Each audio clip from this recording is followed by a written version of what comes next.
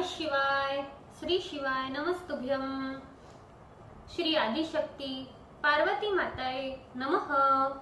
श्री विघ्नेश्वराय नमः। श्री लक्ष्मी नारायणे नमः। श्री सरस्वती ब्रह्माय नमः। श्री सियारामे नमः। श्री रामदास हनुमाने नमः। श्री राधे श्यामे नमः। हे शिवजी, તમારી કૃપાથી હું આ શ્રાવણ માસની કથા વાંચી રહી છું અને તમામ શ્રોતાઓ આ કથા સાંભળી રહ્યા છે। અમે બધા આ કથાના વંચનનું પુણ્ય પ્રાપ્ત કરી શકીએ એટલી શક્તિ પ્રદાન કરજો। ઓમ નમઃ શિવાય। શ્રી શિવાય નમસ્તુભ્યમ। શ્રાવણ માસ કથા 8वां अध्याय। ईश्वर ने कहा, सनत कुमार, आपसे पाप को नाश करने वाले बुध तथा बृहस्पति व्रत को कहता हूँ, जिसे श्रद्धा के साथ करके प्राणी उत्तम सिद्धि प्राप्त करता है। ब्रह्मा ने चंद्र को ब्राह्मणों से राज्यासन पर अभिषिक्त किया।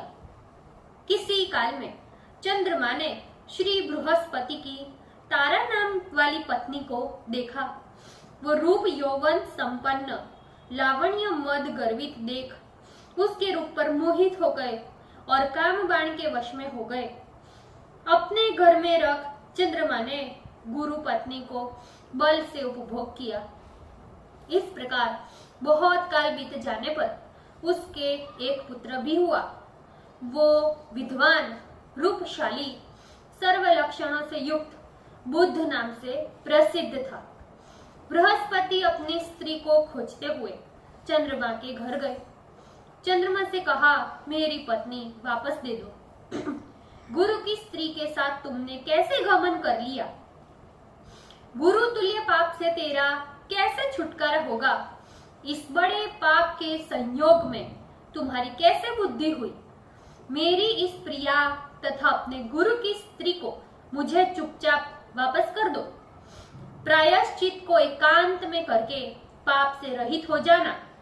यदि ऐसा नहीं करोगे तो इंद्र की सभा में तेरे इस पाप को कह दूंगा।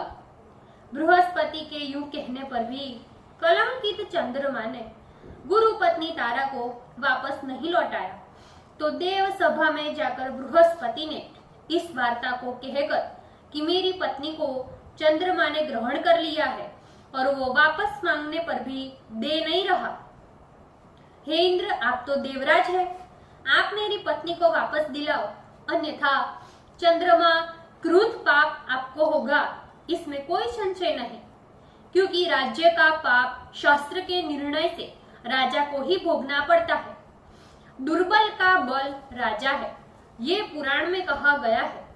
गुरु की वार्ता सुनकर इंद्र ने चंद्रमा को बुलाया, क्रोध से आज्ञा दी, हे चंद्र, गुरु बृहस्पति की पत्नी को वापस कर दे। अन्य की पत्नी के साथ गमन करना पाप है। गुरु पत्नी के साथ गमन करना तो महापाप है। अतः हे चंद्र, गुरु की भार्या को बिना विचारे लौटा दे। इंद्र की वाणी को सुनकर निशापति ने कहा, आपकी आज्ञा से भार्या को वापस करता हूँ, परंतु पुत्र नहीं दूंगा। ये मेरे से उत्पन्न हुआ है, मेरे वैभव से संपन्न है। इस बात पर बृहस्पति ने कहा कि ये पुत्र मेरे से उत्पन्न है। इसमें देवता गणों को संशय उत्पन्न हुआ। देवताओं ने ये विचारा, किसके शरीर से पुत्र पैदा है? इस वार्ता को तो माता ही जानती है। देवताओं ने बृहस्पति की पत्नी तारा से पूछा, किसके द्वारा ये गर्भ ग्रहण किया है? हे कल्याणी, सत्य कहना, तुम मिथ्यावाणी मत बोलना। लज्जा से संपन्न तारा ने कहा, चंद्र का औरस और बृहस्पति का क्षेत्रज पुत्र है।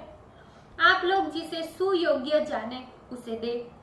ऐसी वाणी सुनकर देवताओं ने शास्त्र से विचार कर उस बुद्ध के लड़के को चंद्रमा को ही दे दिया।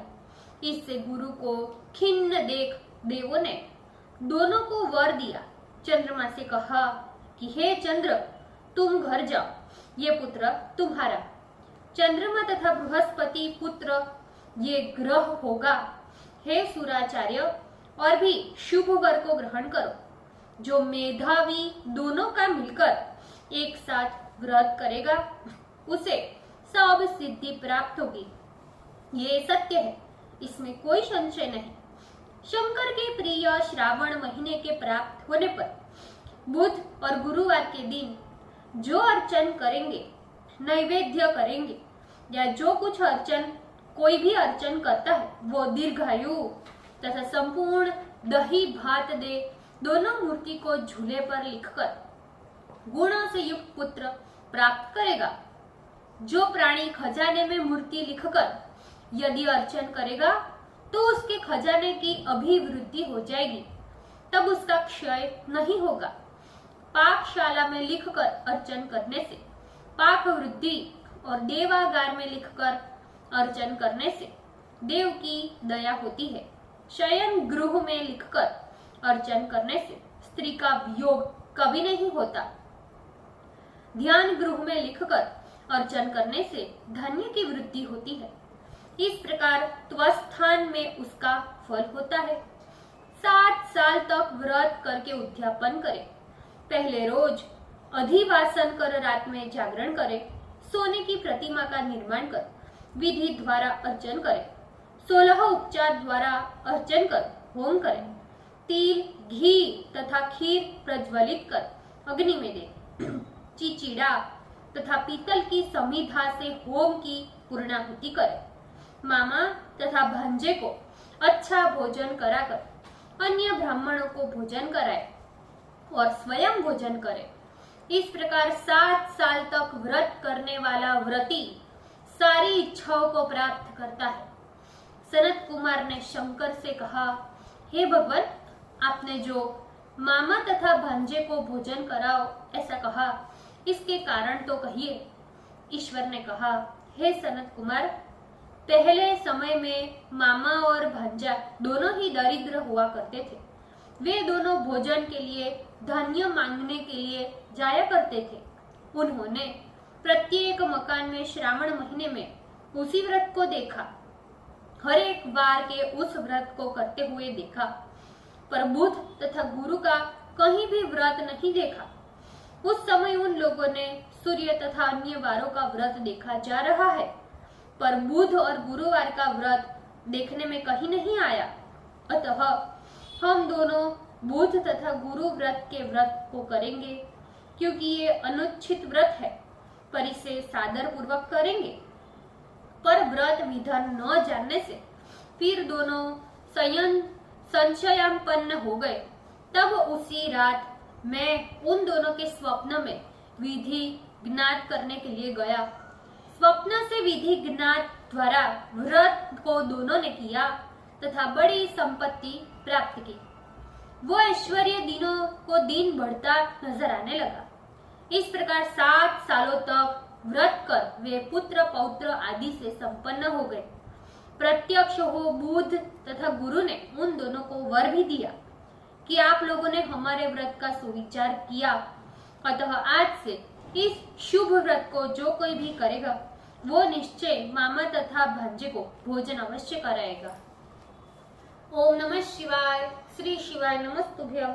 ભૂલચૂક માફ કરજો શિવજી। આજના શ્રાવણ માસની કથાના વંચનનું પુણ્ય મને પ્રદાન કરજો શિવજી। ઓમ નમઃ શિવાય। શ્રી શિવાય નમસ્તુભ્યમ।